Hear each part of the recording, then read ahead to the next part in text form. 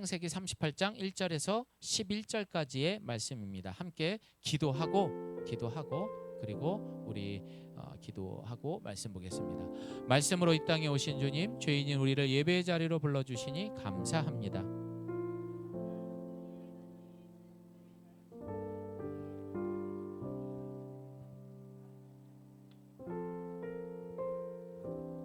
이름으로 기도드립니다. 아멘. 자, 우리 함께 말씀 보겠습니다. 한 절 한 절 교독하고 11절 합독합니다. 그 후에 38장 1절에서 11절입니다. 그 후에 유다가 자기 형제들로부터 떠나 내려가서 아둘람 사람 히라와 가까이 하니라.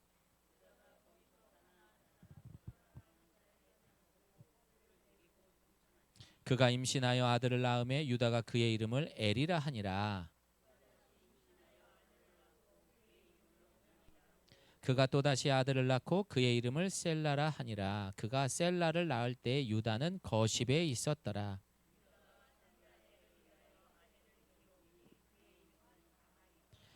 유다의 장자 엘이 여호와가 보시기에 악함으로 여호와께서 그를 죽이신지라.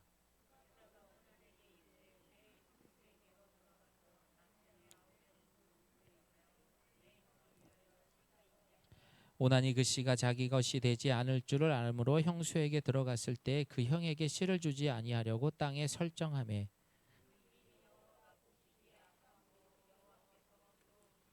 함께합니다. 유다가 그의 며느리 다말에게 이르되 수절하고 내 아버지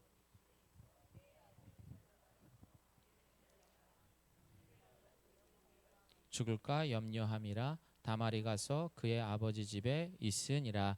아멘.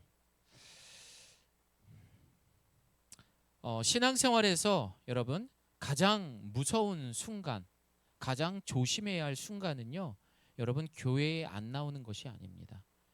중요한 것은 이 자리에 이렇게 앉아 있음에도 불구하고 하나님이 내 인생에 개입하시고 인도하신다라는 믿음을 저버리고 세상의 힘과 방법으로 내 자리를 지키고 다스리는 삶을 살아가고 있는 것입니다. 여러분, 이게 진짜 무서운 거예요. 우리 한번 날도 더운데 멋진 상상을 한번 해봅시다. 우리 예가교회 몇몇 성도님들이 이 무더위 속에 열심히 일해서요, 교회 식구들을 위해서 목사님, 제가 이번에 열심히 일해가지고 돈을 좀 많이 벌었는데 우리 성도님들 다 데리고 크루즈 여행 한번 갑시다. 아이고, 괜찮으시겠어요? 그럼요. 1인당 1,000만 원씩 특등석으로 제가 30명 거를 다 예약했습니다. 우리 중에 한 명이 나오기를 소망합니다. 이영민 집사님이 가장 많이 웃으셔서 기대하겠습니다. 네. 그런데 우리 모두는 그렇게 해서 크루즈 여행을 떠났습니다. 막 그냥 꽃무늬 옷을 입고 막 평소에 하지 않던 화장도 예쁘게 해가지고 배에 다 탔어요. 낮에는 근사한 옷을 입고 연애를 즐기면서 와, 이게 진정한 여행이구나. 아이고, 이영민 집사님 감사해요. 덕분에 이런 여행도 왔네요. 막 이렇게 된 거죠. 그런데 밤이 되면서 파도가 치기 시작합니다. 그 큰 배가 조금씩 출렁 움직이면서 사람들의, 우리 성도님들이 불안하기 시작한 거예요. 그러자 슬그머니 조경우 집사님이 배 밑을 내려가더니 자기가 가져온 그 노를 꺼내가지고 막 짓기 시작하는 거예요. 아이고, 그 선장을 어떻게 믿어? 이러다 우리가 죽을지도 모르는데. 유미영 집사님 뭐예요? 같이 져야죠. 아, 그래요? 그러면서 우리 교회 성도들이 그 배 밑바닥에서 다 그 노를 젓고 있는 거예요. 선장은 못 믿지. 내가 노를 져야 이 거대한 배가 안 뒤집힐 수 있지. 아유, 혹시 몰라? 빠져 죽을지? 이러면서 이 말도 안 되는 상황들이 지금 벌어지고 있는 겁니다. 여러분, 결국 이 여행은 어떻게 됐을까요? 그 비싼 돈을 내고 그 멋진 크루즈를 탔음에도 불구하고 전혀 기쁨도 안전함도 누리지 못한 채 모두가 피곤한 상황 속에서 병들어서 집에 왔다고 합니다. 오늘 우리의 모습이 마치 이 승객과 같지 않습니까? 그 밑바닥에서 노젓는 그 승객들 말입니다. 주일에는 교회라는 특등석에 앉아서 예배를 드립니다. 그런데 이 예배당 밖을 나가서 월요일 아침부터 거대한 파도와 같은 세상이 나를 덮친다. 그 불안함, 그 두려움 속에서 선장 대신 예수님을 믿지 못하고 그냥 열심히 노를 젓고 있는 사람들이 있다라는 겁니다. 예를 들어 세상에서 나를 지키기 위해서 사실을 과장해서 말하고 작은 거짓말과 편법을 끊임없이 자신의 이익을 위해서 노젓기 하듯이 열심히 하는 사람들이 있더라고요. 또한 내 미래가 불안해 하나님은 늘 뒷전이고 결국에는 내 통장 잔고만 늘어가는 것을 더 생각하고 이것을 위해서 열심히 노젓기 하고 있지는 않습니까? 억울한 일을 당했을 때 감정의 혈기와 인간적인 그런 욕심의 꾀로 인해서 상대를 눌러버리며 상대를 죽이려 하는 그것에 애쓰고 노젓기 하듯이 그렇게 살아가고 있지는 않습니까? 거룩함의 예배와 성경 공부는 뒷전으로 하고 세상 사람들과 쾌락의 시간만 즐기려 하는 노젓기는 하지 않고 있습니까? 에휴, 누가 나를 지켜주겠어? 내 인생 내가 살아야 되고 내 가족들 내가 책임져야 되는데 누가 대신해 주겠어? 그러면서 죽어라고 노를 젓는 거예요. 똑같은 거예요. 우리 주님은요, 지금 우리가 가고 있는 이 어두운 세상, 말세라고 하는 세상 속에서도 그럼에도 불구하고 우리는 구원의 방주를 탄주를 믿으시기 바랍니다. 특등석에 있다고요. 사랑하는 성도 여러분, 오늘 우리가 함께 읽어본 이 본문 속의 유다의 모습, 여러분 어떻습니까? 이 유다가 지금 이 배 밑바닥에 내려가서 지금 막 열심히 노를 젓고 있는 내용이 오늘 본문의 내용인 거라고요. 오늘날 수많은 성도들이 하나님을 알아도 자기 힘으로 살고자 교회를 떠납니다. 또한 양심의 찔림이 있어 죽어라 주일 예배에는 최선을 다하죠. 주일에는 열심히 살아요.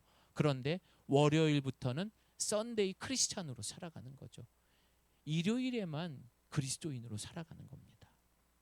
오늘 우리는 우리가 사는 세상과 그 속에서 나를 어떻게 이끌어 가시고 반드시 성취하시는 구원의 하나님을 만날 수 있기를 소망합니다. 아멘. 자, 오늘 창세기 38장은요. 앞서서 우리가 37장을 봤을 때 이 앞장에 누구 얘기를 배웠었죠? 야곱의 족보다 그러면서 요셉의 이야기가 쭉 나왔어요. 그런데 여러분, 요셉의 이야기가 나오다 왜 뜬금없이 또 유다의 이야기로 이렇게 이야기가 바뀌었을까요? 결국에 이야기를 요점을 이렇게 요약해서 말씀드리면 구원받아도 요셉처럼 하나님을 바라보는 사람의 삶을 살아가는 사람이 있는 반면에 구원받아도 세상 속에서 자신의 힘을 믿고 마치 노젓기만 열심히 하며 살아가는 유다와 같이 살아가는 성도도 있다라는 것을 대조적으로 보여주기 위해서 이 38장의 유다를 끌어오게 된 것입니다. 다시 말해 요셉은요, 하나님을 주어로 살아갔던 사람입니다. 하지만 유다는 구원받았어도 자신의 주어가 누구예요? 하나님이 아닌 세상을, 자신을 주어로 인생을 살아갔던 사람이다라는 것을 이 38장을 통해서 보여주고 있습니다. 그렇다면 여러분, 오랜 시간 신앙생활을 했던 사람들을 모태신앙이라고 말합니다. 어린 시절부터 하나님을 알았던 유다. 그럼 유다는 왜 하나님을 떠나 오늘 본문 1절을 보면 그가 아둘람 지역으로 내려갔다라고 말했을까요? 첫 번째입니다. 그가 아둘람 지역으로 내려갔던 것, 고향집을 떠난 이유 첫 번째는요, 바로 죄책감으로부터의 도피였던 것입니다. 여러분, 이 요셉의 형제들이 요셉의 죄송합니다. 꼴사나운 모습을 보기 싫어가지고 모두가 죽이려고 했습니다. 그런데 그 중에서도 유독 유다는요, 죽이라는 말은 안 했어요. 아니 뭘 그걸 죽이기까지 해요. 그냥 팔아버립시다. 이렇게 이야기를 한 거죠. 나름의 그들과 나는 좀 다른 사람이야. 너희들 같이 잔인한 사람이 아니라 나는 그래도 양심은 있는 사람이야. 뭐 이런 것들이 있는 그런 유다의 마음이었던 것 같아요. 뿐만이 아닙니다. 그렇게 요셉이 애굽의 종으로 팔려가고 난 다음에 그 피 묻은 옷을 이제 아버지 야곱에게 갖다 주자 야곱이 어떻게 했습니까? 통곡을 하면서 웁니다. 아이고 내 아들 요셉 하면서 울기 시작을 합니다. 그런 아버지의 모습을 막상 보니까 이 유다는 자신이 없던 거예요. 아버지를 볼 마음이, 그 죄책감이 양심에 찔려서 더는 아버지가 불쌍해서 못 보겠는 거예요.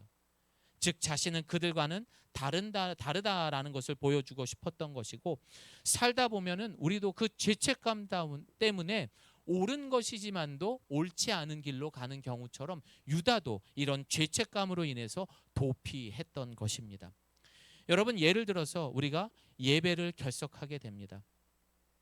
또는 경건 생활도 못해서 그런 상황에서 교회를 가는데 앞에서 목사님이 계속 왜 예배를 빠지느냐, 왜 경건 생활을 열심히 하지 않느냐, 이렇게 막 얘기를 한다고 생각해 보세요. 나는 찔림이 있다. 웃어 보십시오. 다 찔림이 있죠. 예.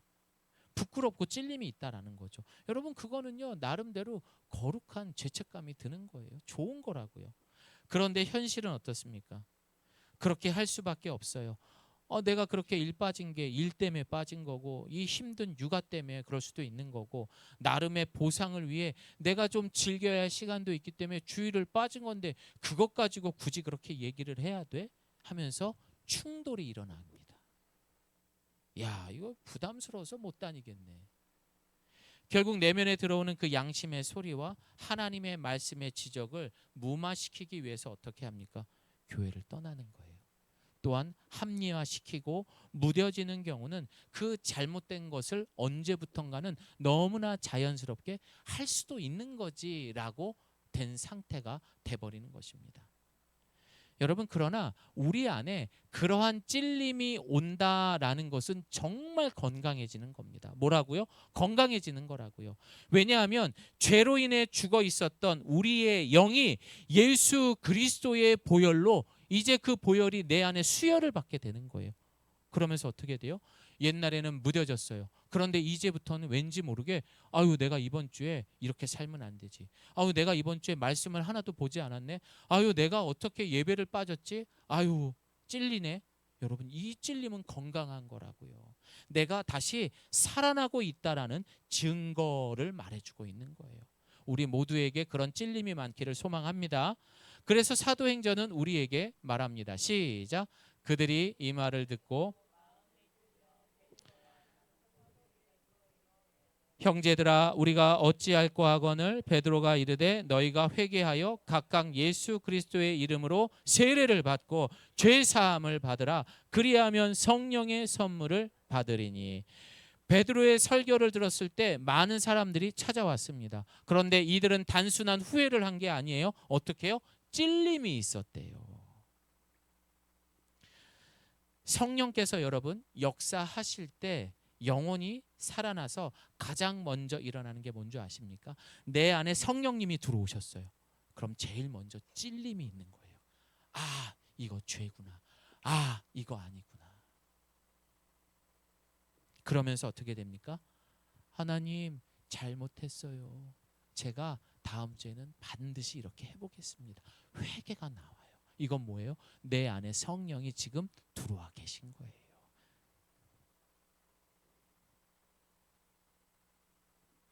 이는 곧 회개와 생명으로 이어지는 통로, 이 찔림은 하나님께서 우리에게 보여주시는 귀한 사인이라는 것을 잊지 마시기를 바랍니다. 그리고 매주 찔림이 있고 죄인임을 인정할 수 있고 그렇게 해서 모두가 살아날 수 있기를 소망합니다. 예. 두 번째로 하나님을 믿는 자신의 가문에 대한 불신과 불만이 있었기 때문에 이 유다는 자신의 집에서 본초에서 떠나게 된 것입니다. 야곱이란다. 유다는요, 모든 형제들도 그랬지만 자신의 아버지 야곱이 요셉만을 사랑하고 그렇게 편애했던 그런 모습이 너무나 싫었던 것입니다. 심지어 그의 꿈을 이야기했을 때는 어떻습니까? 하나님마저도 편애하시는가라고 하나님을 의심하기도 했었다라는 겁니다. 그들에게 필요했던 것은 뭐였습니까? 공정함, 공의를 원했던 거예요. 좀 이렇게 민주주의답고 서로가 좀 평등하고 그런 가정에서 살아야지. 이거 뭐 하나님을 믿어도 이거밖에 안 돼? 하면서 자신의 가정에 대한 불신이 있었고 너무 지겨웠던 거예요. 어휴 지긋지긋해. 그렇게 하나님 믿어도 별 볼 일 없구나. 이제는 기도보다도 현실에서 물질과 인맥, 내 실력이 나를 증명하는 세상이야. 유다, 너 지금 뭐 하고 있어? 떠나라고. 이런 집구석에 뭐 하러 있어? 막 올라오기 시작한 거죠. 너를 지켜줄 수 있는 건 너밖에 없어. 사랑하는 성도 여러분, 유다가 아둘람이라는 곳으로 그래서 내려가게 됩니다. 이것은 단순한 떠남의 모습이 아니라 바로 유다의 영적인 상태가 타락하기 시작했다라는 것을 말해주고 있는 것입니다. 이 아둘람이라는 뜻이 뭐냐면은 공이라는 뜻을 갖고 있습니다, 여러분. 신기하죠? 예, 그 뜻을 갖고 있습니다. 유다는 결국 어떻게 합니까? 유다는 밤마다 배 밑에 내려가서 노적기를 하겠다라고 선택한 거예요. 사랑하는 여러분, 최초의 인간 아담의 타락 이후에 인간은 완전히 부패해서 스스로 하나님께 돌아갈 능력이 없었습니다.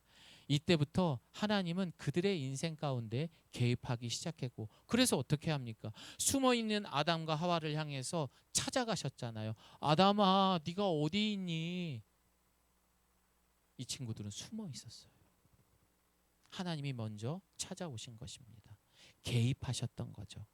칼빌은 하나님께서 자신을 떠난 자들을 그대로 방치하며 멸망하게 두지 않는다라고 말하고 있습니다. 인간의 의지보다 앞서 작동하는 불가항력적 은혜. 뭐라고요? 불가항력적 은혜. 사람이 거부하거나 물리칠 수 없는 그런 은혜를 우리에게 베푸시는 분이 하나님이라는 거예요.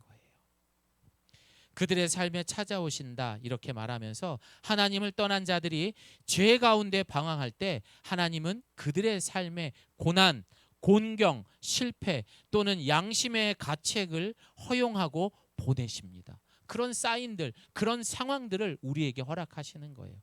그래서 칼빈은 이것이 단순한 벌이 아니라 하나님이 선택한 자들을 자신에게 돌이키기 위한 아버지의 경책. 이게 뭐예요? 엄하게 경고하고 꾸짖는 거다라고 말하고 있습니다. 이것이 바로 하나님의 은혜로운 개입인 것입니다. 그렇다면 하나님을 떠나 세상으로 내려간 유다의 삶에는 어떤 경책들이 일어났는지, 어떤 불가항력적 은혜들이 임했는지 오늘 말씀을 통해서 함께 나누려고 합니다. 첫 번째입니다. 하나님을 떠나 세상으로 내려간 성도의 삶은 어떻습니까? 시작. 네, 본문 1절은 그 후에 유다가 자기 형제들로부터 내려가서 아둘람 사람 하라와 가까이 하니라라고 말하고 있습니다. 성경에서 유다가 내려갔다라는 것은 그가 살고 있던 이제 헤브론에서 사실은 남쪽 지방 맞아요. 남서쪽 지방에 있는 이 아둘람으로 내려갔습니다. 그러나 이거는 아까 말씀드렸던 것처럼 영적으로 하나님의 그런 언약 공동체를 버리고 타락의 내리막길로 내려갔다라는 것을 보여주고 있습니다. 그렇다면 유다는 왜 하필 아둘람으로 내려갔을까요? 원어로 아둘람은 사람들의 공의라는 뜻입니다. 무슨 뜻이라고요? 사람들의 공의. 그게 아둘람이라는 뜻이에요. 그러니까 아까 자신의 집에서 떠났던 목적대로 아둘람은 공의가 있는 곳이에요. 자기가 일한 만큼 보상받을 수 있는 곳이에요. 그래서 아둘람으로 간 거예요. 유다의 마음속에는 불만이 가득했습니다. 우리 아버지 야곱의 집에는 공의가 없어.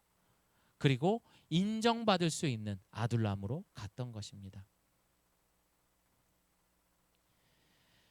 여러분, 참 우리 인간은요 헛똑똑이로 살아가는 것 같습니다. 헛똑똑이. 예. 되게 똑똑하고 잘나고 그런 것 같지만 왜 헛똑똑입니까? 모든 관점들을요, 사실은 내가 판단하고 내가 바라보고 내 수준에서 괜찮으면은 되게 좋은 거야. 그러니 얼마나 헛똑똑입니까? 하나님은 더 큰 걸 준비하고 있는데 나는 지금 요것만 보고 있는 거예요. 그래 헛똑똑이가 맞는 거죠. 사실 유다는 유력한 아버지의 상속을 받을 수 있었어요. 원래 유다는요, 그 야곱의 자녀들 중에 넷째 아들이었어요. 첫째 아들이 누구였습니까? 루벤이었어요.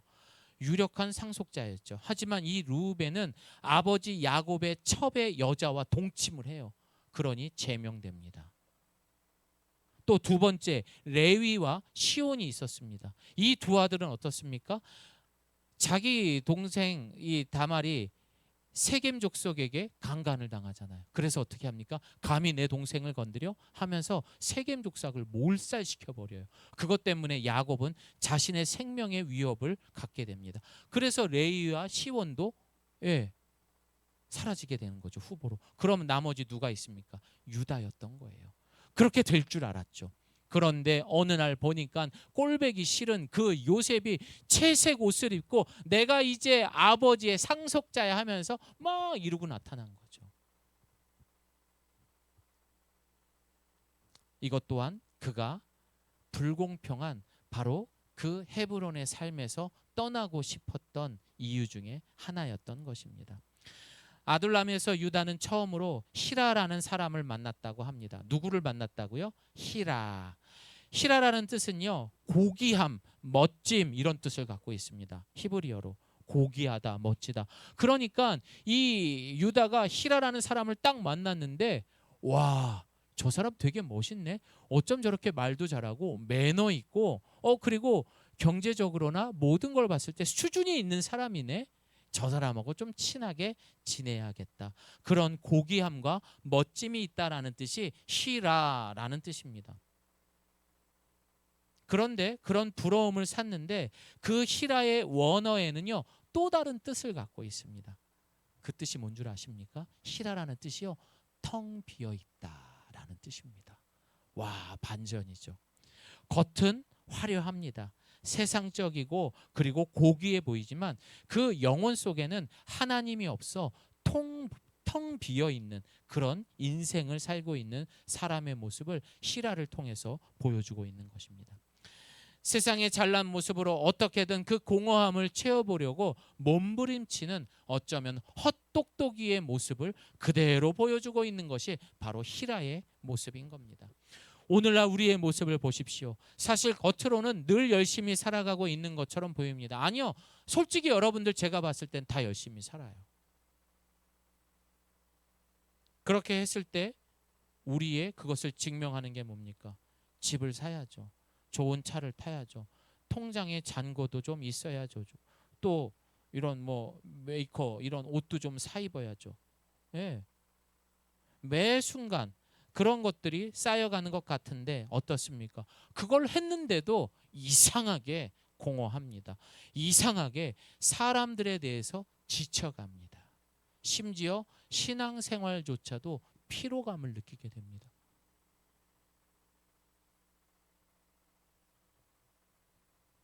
왜 그럴까요? 그럼 뭐라고 하는지 아세요?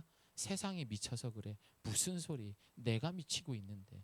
자신이 미쳐가고 있는 모습은 보지 않고 날씨가 이렇게 더워서 세상이 미쳐가서 그래. 이렇게들 사람들은 이야기하더라고요. 그 전에 혹시 내 자신이 또 우리가 매일 만나는 사람들이 여러분 히라와 같은 사람이 아닌지 생각해 봅시다. 매일 만나는 사람들은 어떤 사람을 만납니까? 우리 이국 성도님이 항상 그 얘기 하시더라고요. 차를 타는 분들을 많이 만나니까 차부심 갖고 사는 사람들이 있대요.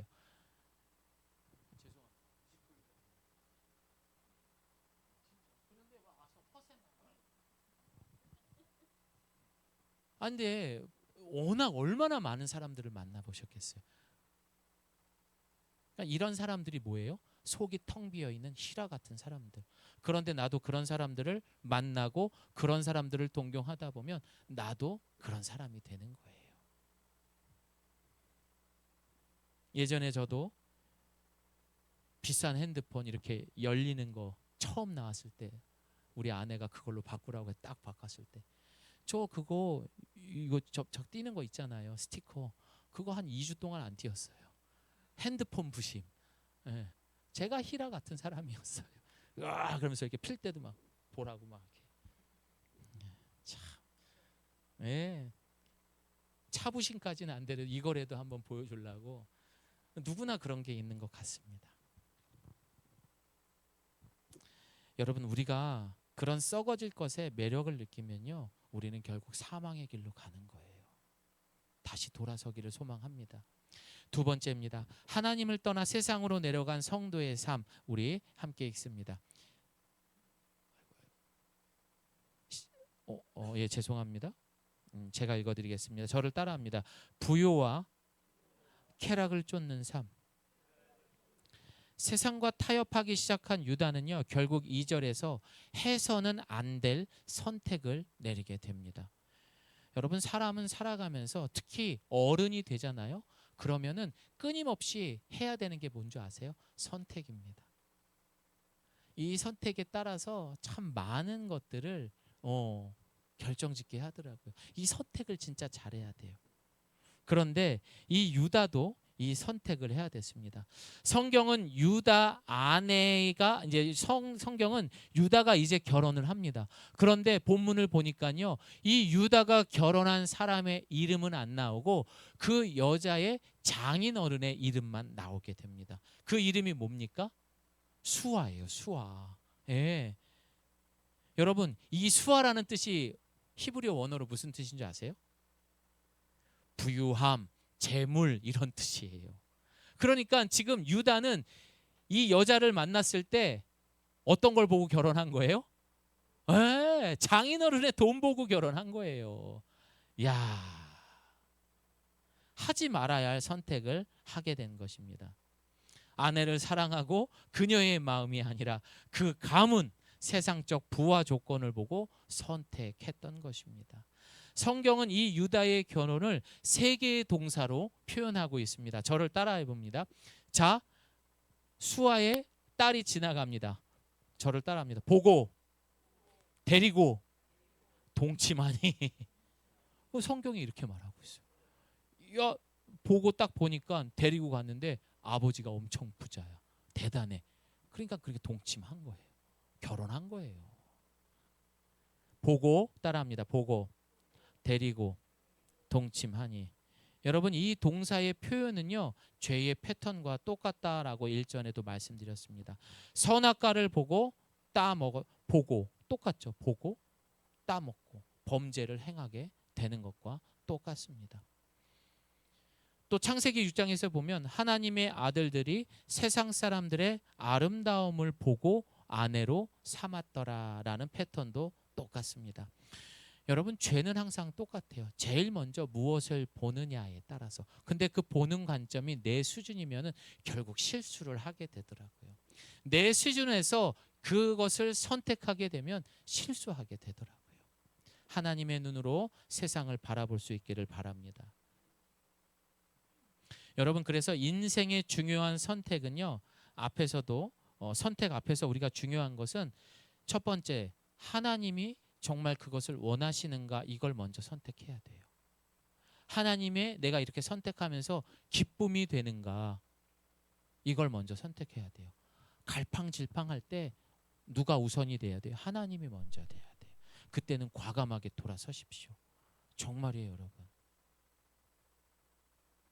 그런데 우리는 어떻습니까? 얼마나 나에게 이게 이익이 될 수 있는가, 얼마나 나에게 쾌감을 줄 수 있는가, 즐거움을 줄 수 있는가.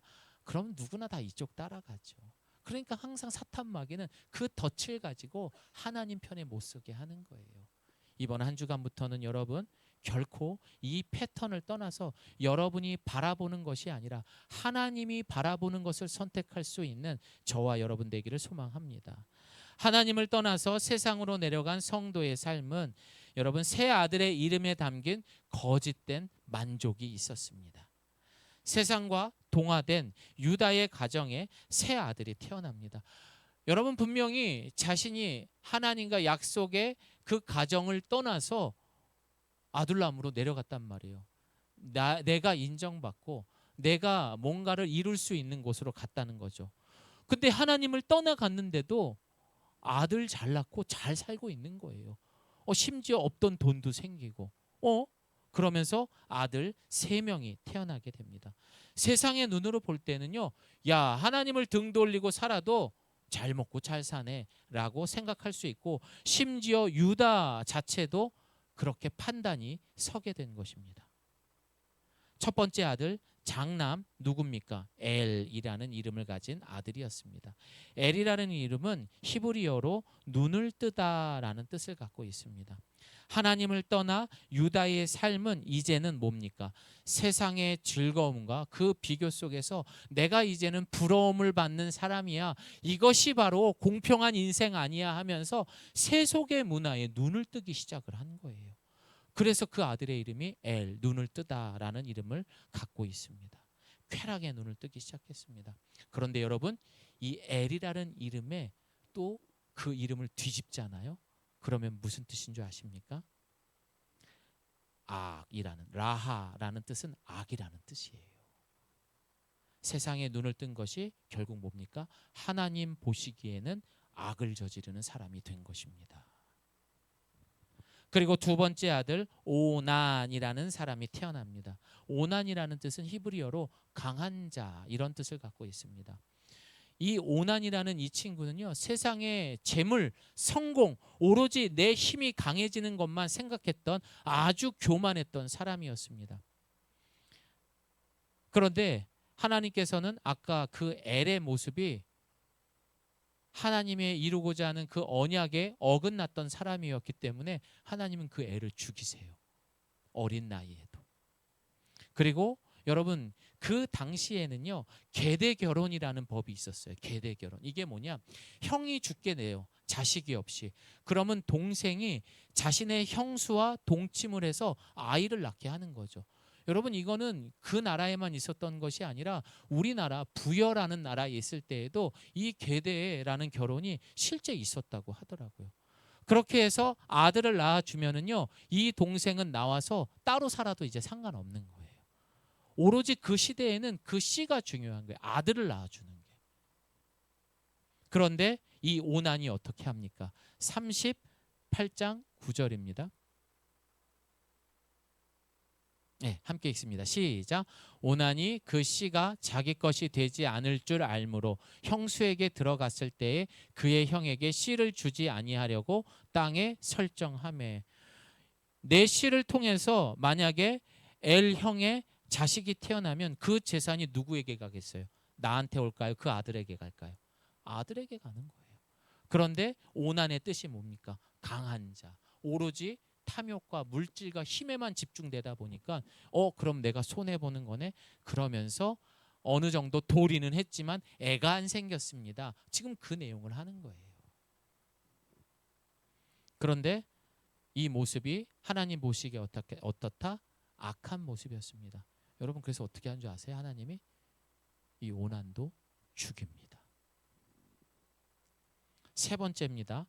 세 번째 아들의 이름은 누굽니까? 셀라라는 이름입니다. 간구, 기도라는 뜻이 있는 겁니다. 간구, 기도. 여러분, 세상에서 성공을 누리면서 갑자기 이 유다가 뭐가 됐는지 그 이름을 거룩한 이름의 뜻을 짓는 거예요. 자신들의 형들과 이름이 다른 기도하다, 간구하라는 이름으로 셀라라는 이름을 짓게 된 거죠. 여러분, 왜 이렇게 지었을까요? 분명히 유다는요, 자신의 인생을 똑바로 살지 않고 있어요. 그럼에도 불구하고 내가 이 정도로 적당히 하나님을 알고 지냈는데도, 야, 하나님이 나에게 이런 부도 주시고 아들도 주시고 이거 진짜 하나님의 축복이네 하면서 세 번째 아들 이름은 그냥 그렇게 이름을 지어준 겁니다. 이거는 가짜 세속화된 종교인의 모습을 보여주고 있는 것입니다. 다시 말해서 자신이 하나님을 등지고 세상에 빠져 살아도 아들들을 잘 낳고 잘 살고 있게 된다. 그러나 여러분, 어떻습니까? 결코 그렇지 않은 모습이라는 것을 지금 이 상황을 통해서 보여주고 있는 겁니다. 이처럼 세 아들을 통해서 유다의 세속적 삶의 모습을 잘 보여주면서 성경은 유다가 셋째 아들을 낳은 장소를 뭐라고 말합니까? 거십에 있었다라고 말합니다. 근데 이 거십이라는 지역의 이름의 뜻이 뭡니까? 거짓이라는 뜻이에요. 그러니까 뭐 셀라라고 이름을 붙여도 지금 유다가 하는 모든 행동들은 거짓의 행동이다라는 것을 지역을 통해서 말해주고 있는 것입니다. 여러분 여기에서 보시게 되면은요, 하나님께서는 사랑이 많으신 분인데 하나님께서 사람을요 그렇게 즉각적으로 그 어린애를 죽이는 경우는 첫 번째 상황이었던 거예요. 하나님이 사람을 죽여요, 그 어린애를. 근데 왜 죽이셨을까? 이런 경우는 되게 드물거든요. 하나님은 이 유다와 가정에 개입하셔서 이 청소년의 아이들을 죽이신 거거든요. 이것은 주석가들이 이렇게 말을 합니다. 하나님의 구속사를 지키기 위한 거룩한 개입이라고. 다시 말해서 하나님은 창세전부터 죄에 빠진 인간들을 이렇게 저렇게 구원하고자 하는 나름대로의 프레임이 있었어요. 계획이 있었어요. 근데 그거를 방해하는 악의 불순물이 들어오면 하나님은 죽이십니다. 마태복음 1장에서 그래서 어떻게 됐습니까? 그리스도의 계보다라고 하면서 시작, 아브라함이 이삭을 낳고 이삭은 야곱을 낳고 야곱은 유다와 그의 형제들을. 여러분 예수 그리스도의 계보에 지금 이 유다의 이름이 있어요 없어요? 있잖아요. 그러니까 여기에 엘이라든지 오난이라든지 이런 불순한 악이 가득한 사람들이 있으면 돼요 안 돼요? 안 돼요. 그러니까 하나님께서는 제거하신 거예요.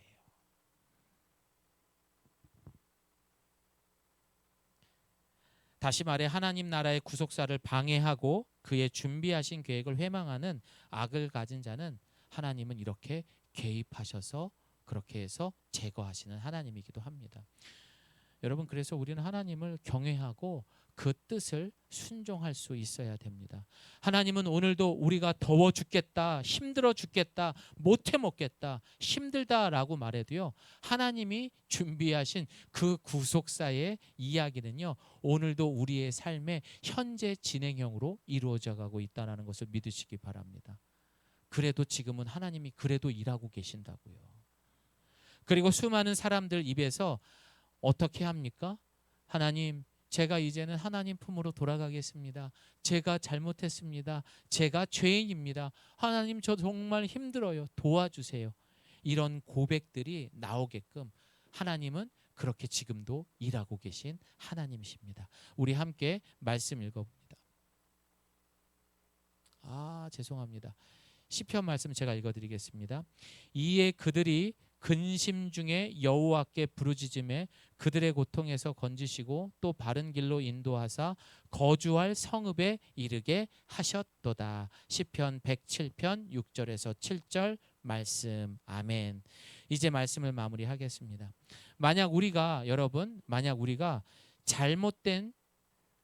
잘못해서 기차를 잘못한 거예요. 그러면 승객이 해야 할 수 있는 일은 뭡니까? 이거 잘못했네. 그럼 가장 지혜로운 것은 여러분 열차 안에서 복도를 따라서 반대 방향으로 뛰어가야 되겠습니까? 아니면 기차에서 내려야 되겠습니까? 내려야죠. 가장 가까운 역에서 빨리 내리는 것입니다. 이 예배당을 나가서 또 나의 인생을 어떻게 수고하며 노를 저을까 여러분 생각하지 않기를 바랍니다. 지금 당장 그곳에서 내려와야 돼요. 그 열차 안에서 뒤로 돌아가는 것은 아무 소용없는 거예요. 거기서 뜀박질을 하는 것은 아무 소용이 없는 거라고요. 그러니 여러분이 살고자 하는 마치 이 아둘람과 같은 이 인생길에서 여러분들이 스스로 노를 젓고 그곳에서 우리 수준의 인정을 받고 우리 수준에서 만족감을 누리지 마시고요. 하나님 눈에서 그보다 더 큰 것들을 준비하신 그 하나님을 만날 수 있기를 소망합니다. 아니 내가 주고 싶은 기쁨은 이렇게 많은데 고작 요만한 거 가지고 행복해하는 너희들을 볼 때마다 안타까운 거라고요. 날도 더워 죽겠는데. 여러분, 사랑하는 여러분, 이 예배당을 나가서 또 나의 인생을 어떻게 수고하며 노를 저을까 생각하지 마십시오. 여러분, 이미 그 노 젓는 거는요, 이미 2000년 전에 예수님께서 우리가 수고해야 할 가장 무서운 죄와 사망에서 이미 십자가에서 그분이 다 하셨다고요. 다 이루셨다라고 말씀하시잖아요. 우리 함께 말씀 읽어보겠습니다. 시작. 예수께서 신 포도주를 맞으신 후에 이르시되 다 이루었다 하시고 머리를 숙이니. 네, 하나님이 예수 그리스도께서 다 이루셨잖아요. 그런데 왜 우리가 그 노젓기를 하려고 합니까? 왜 배 밑바닥으로 내려가냐고요. 주님 준비하신 이 크루즈 여행을 즐기시면 됩니다. 타다 보면은 아무리 튼튼한 배도 흔들릴 때가 있다고요. 그래도 안전하게 우리가 도달해야 할 항구로 반드시 인도해 주십니다. 혹시라도 지금 내 피부로 느끼는 그 고난과 속상함이 있습니까? 힘든 일들이 있으세요? 고난이 있으세요? 그럼 다행으로 여기십시오. 나를 향한 불가항력적 하나님의 은혜가 우리 삶에 지금 개입하고 있는 거예요. 계속 찌르고 계신 거예요. 정신 차려라, 혜원아. 너 왜 아픈 건데? 정신 차려라. 잔디야, 네가 왜 이렇게 피곤한데? 정신 차려라. 여러분, 그래서 감사하게 생각하셔야 돼요. 아, 빨리 기차에서 내려야 되겠구나. 사랑하는 여러분, 세상의 내리막길을 멈추고 다시 언약의 자리, 조금 힘들더라도 그 오르막길로 올라가서 반드시 하나님 준비하신 그 복을 누릴 수 있는 저와 여러분 되기를 예수님의 이름으로 축복합니다. 아멘. 우리 함께 이 시간 기도하겠습니다.